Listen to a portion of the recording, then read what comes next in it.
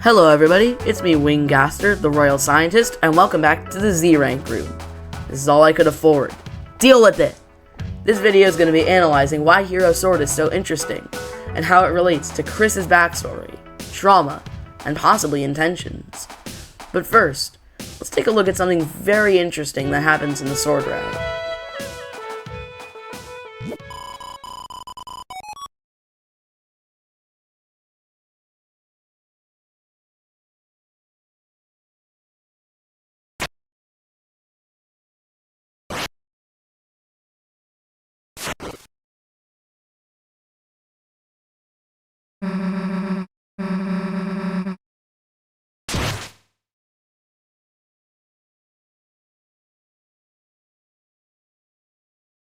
Okay, what the hell? It comes out of the game and is still controlled by the player at the same time Kris is? Moreover, when Susie unplugs the odd controller, is supposedly killed. Where is this going? What is it doing? Why do we still control it at the same time as Kris? Well, strap in everyone, because we're about to go down a weird route. So let's start with the fact that the Mantle games give Hero Sword the sword. This sword allows Kris to kill in-game enemies and slash through the environment at high enough levels. Interesting. Considering that the Mantle games are based around the Weird Route, with Board 2 especially referencing Chapter 2 and possibly Chapter 5's Weird Route scenes, Board 1 possibly referencing Chapter 1 and getting the Thorn Ring, the Ice Key, and Board 3 possibly referencing what happens next after in Chapter 7b, destroying all relationships with Susie and Rouse, entering Roots and the Shelter, and fighting ERAM. With this, we can interpret that the Roots are either on the other side of the lake or under the lake. But what about the Shelter? Well, what if the Shelter Dark World is connected to Roots? What if they are the same horrible darkness brewing under Hometown? Just with two different entrances, allowing us to still be in the Shelter by the time we fight ERAM in whatever this is. And since they are different, what if they have multiple fountains like Chapter 4's Church Dark World? Or what if the darkness is so strong and overpowering that it covers the whole underground of Hometown? This isn't anything new, but let's get back to the Sword Route. Specifically, its ending. Why do we remain in control of Hero Sword outside of the game, even while selecting dialogue options? Well, let's talk about ERAM.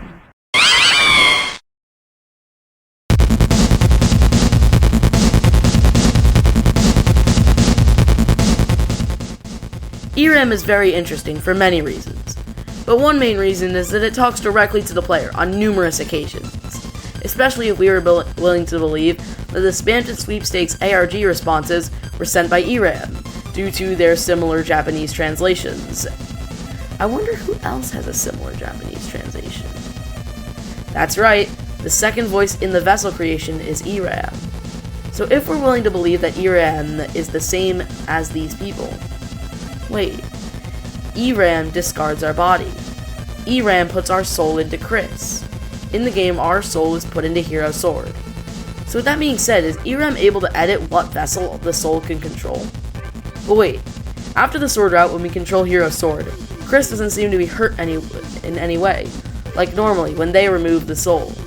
Actually, the contrary is true, as they were able to yank Susie away before we could stab her. So we don't seem to be removing ourselves from Kris, especially because we still control dialogue.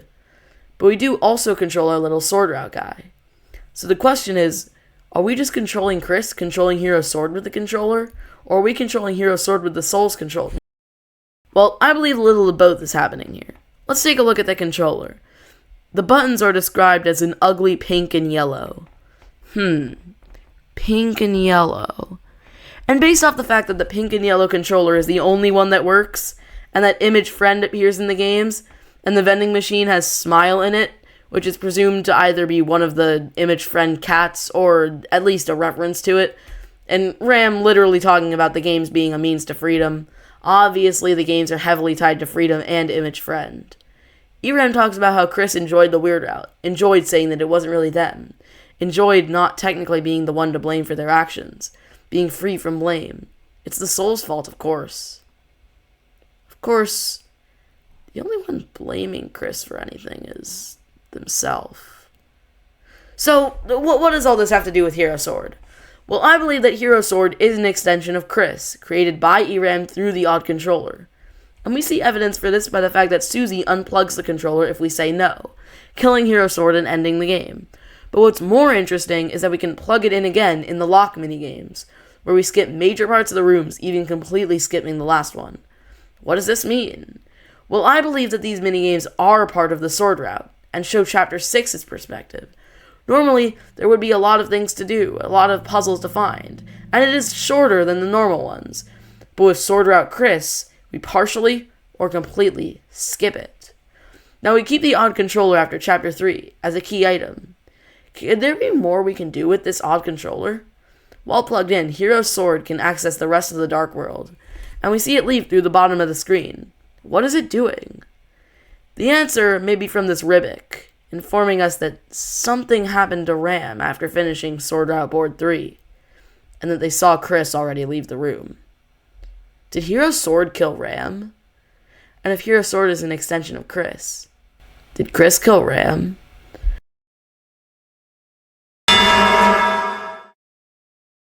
Well, let's talk about what the sword route means to Kris. As stated by this user on Deltarune's unofficial message boards, the sword route is a device created by ERAM to use their past to torture them, to keep them believing that they would hurt people, they would be a bad person, they would abuse Noelle, they would kill for freedom, to guilt trip Kris, possibly for something that happened in the past. I believe that this definitely could be true. So Hero's sword is not only an extension of Kris, but a manifestation of their self-loathing. They believe that they are violent, that they are no better than Hero's sword itself, that they are no better than ERAM. And the reason he fights us in the shelter is to inflame Kris's trauma, which likely stems from an event inside the shelter, as they resist our control when trying to go into the shelter. And so, who's the one person who directed Kris to the games? The one person responsible for Kris being emotionally abused in such a way. The one person who labeled it as freedom. That's right, Ram. Kris used Hero's sword to kill Ram. But then, their control ends, and we bring it back towards Susie, prompting Kris to save her, someone they care about. Kris isn't a bad kid. They just believe they are.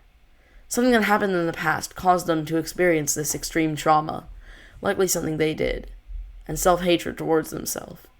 ERAM is trying to get at that, talking about their flickering red eyes and the knife growing dull, and Kris knows it.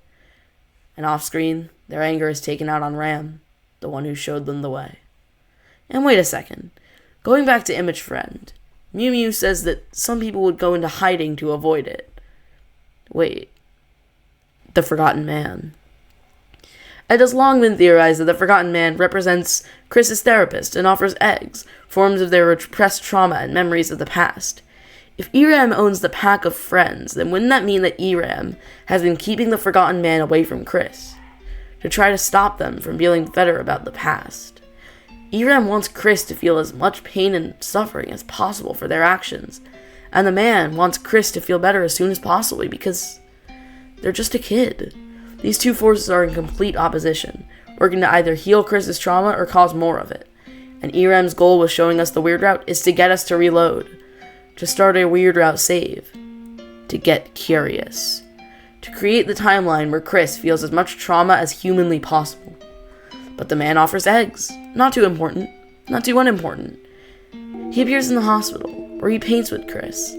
He appears in Man Country, where he speaks with Kris, telling them not to repress the memories, not to forget, but to forgive. And wait, Man Country has a sign saying non-men allowed too. In this place, with the Forgotten Man, representing memories of Kris's past, could Kris's gender have been a major conflict for them in the past? The man wants to be able to help Kris, to let themselves forgive themselves.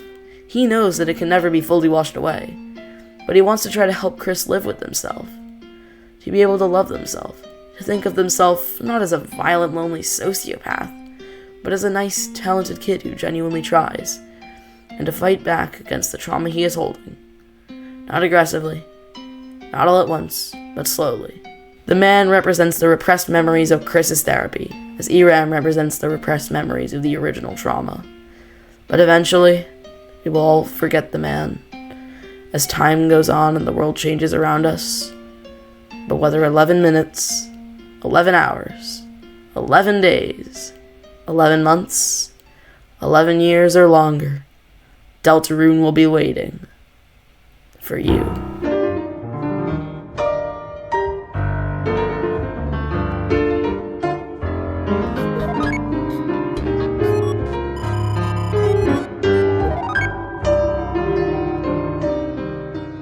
I can't tell you how much this damn song hits me like a freight train every time I hear it. And you know what? I missed the eggs on my first playthrough. I missed them. And when I tell you, I wiped nearly all of my save files just to see the egg rooms, just to get everything it is that I'm missing, just to talk to the Forgotten Man before he is lost to time. I'm not making an exaggeration, and I'll be going live sometimes in the close future to bridge that gap. So please, if you've made it this far, thank you wholeheartedly, and subscribe so you can watch me on my journey to collect all of Deltarune's hidden eggs and receive the closure I've wanted for so long. Now goodbye, and thanks for watching my dream.